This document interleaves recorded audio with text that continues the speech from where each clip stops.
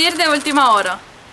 Ne aflăm în Munții Carpați din România, la o pensiune, unde cu puțin timp în urmă a avut loc o crimă. Polițiștii au început ancheta, iar detectivii își desfășoară căutările. Rămâneți cu noi pentru a fi la curent cu evenimentele petrecute. Pentru Siriu TV a transmis Corina Zimăr.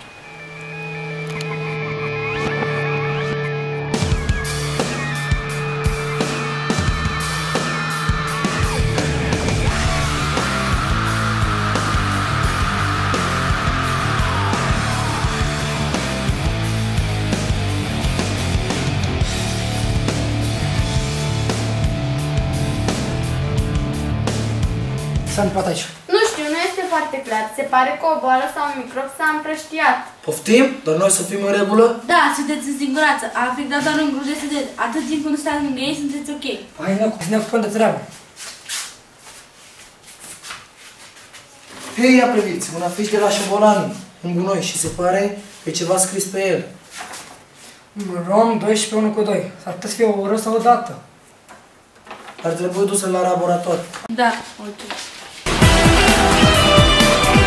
Alo. Ok, venim imediat.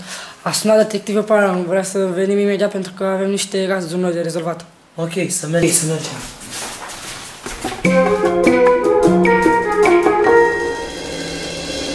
A găsit ceva legat de fișa aceea? Ce înseamnă rom? Nu știu, tot mă uit. M-am uitat la toate datele și orele și nu are nicio semnificație. Este o adresă? Bine gândit, poate găsim ceva pe fișa aceea. Trebuie să investigăm în laborator. O să chem o echipă imediat.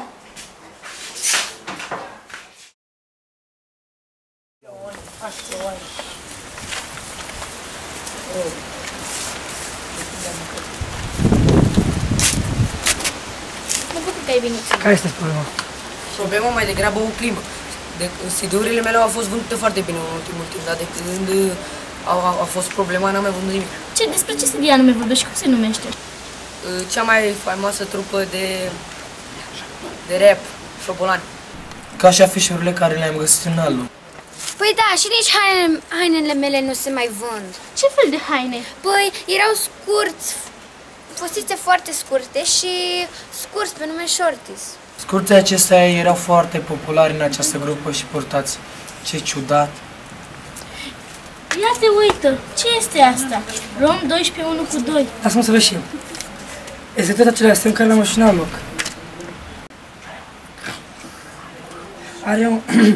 Are un nume scris pe el. O să sun la laborator ca să te uite și ce la laborator peste el.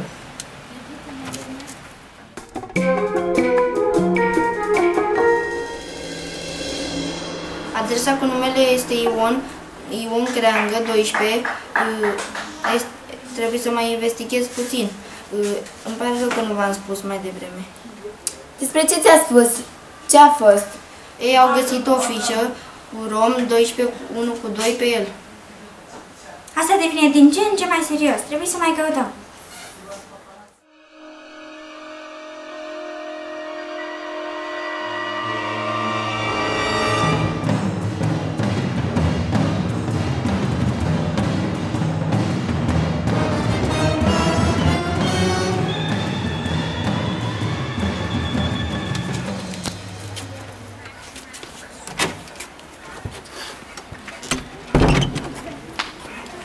Bună, noi căutăm proprietarul acestui afiș. Voi, cine sunteți? Detectivul CSI. Putem intra? Desigur.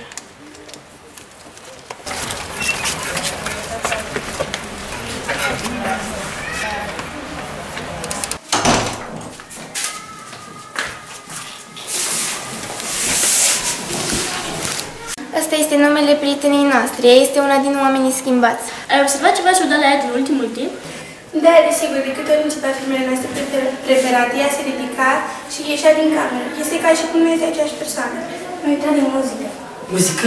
Da, ea acum ascultă muzică diferită. Este muzică bună, nu ca Șobolani. Nu conține cuvinte murdare sau nu jignește pe cineva. Mie îmi place cum se comportă de fapt acum. O să fie foarte frumos. O să fie... Totul o să fie în regulă.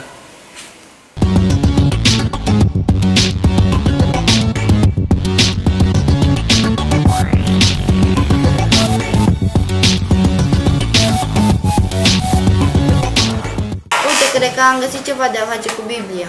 Da, poate ai dreptate. Am investigat puțin despre numele acesta și se pare că a fost implicat într-o tabără creștină. Uite, am găsit chiar pe grupul de rap, poate știe ce înseamnă rom.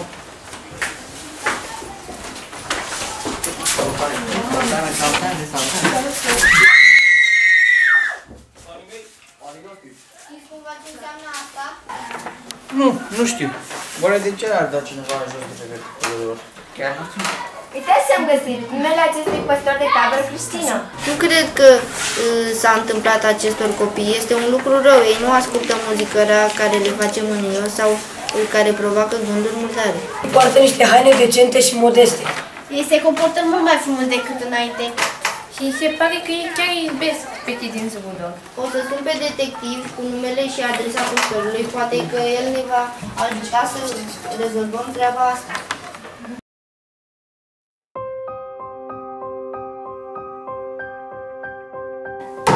Ești sau nu ești responsabil pentru tot ce s-a întâmplat aici în ultimul timp?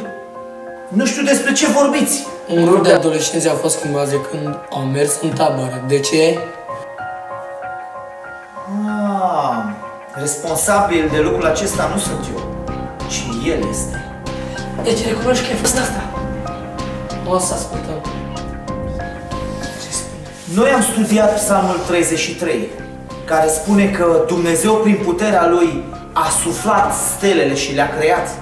Și tot prin puterea Lui, prin puterea Duhului Sfânt, poate să schimbe viața persoanelor și poate să schimbe și viața voastră.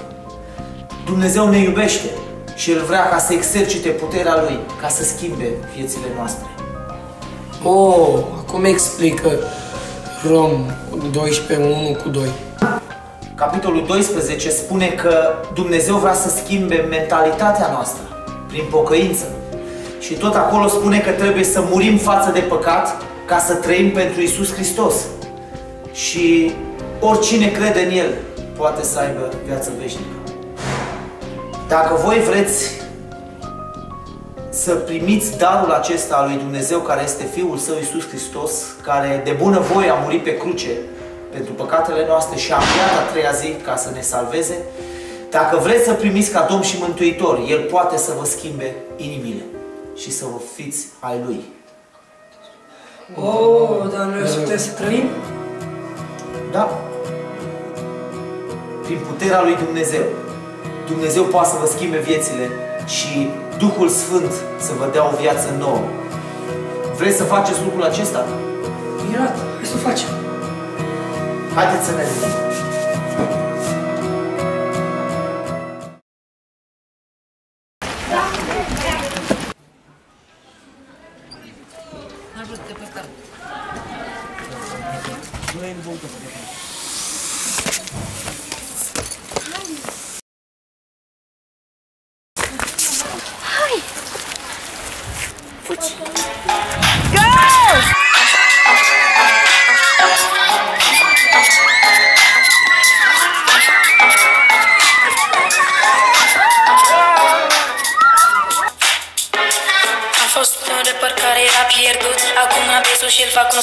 Sângele lui îmi acoperă păcatul, strigăm cu toți, Domnul e împăratul. Lui Dumnezeu îi dau muzica mea, viața mea și tot ce e în ea. Roman 12 spune așa, nu vreau să fiu ca lumea, nu mă voi conforma, Domnul schimbă viața și lui eu dau ea.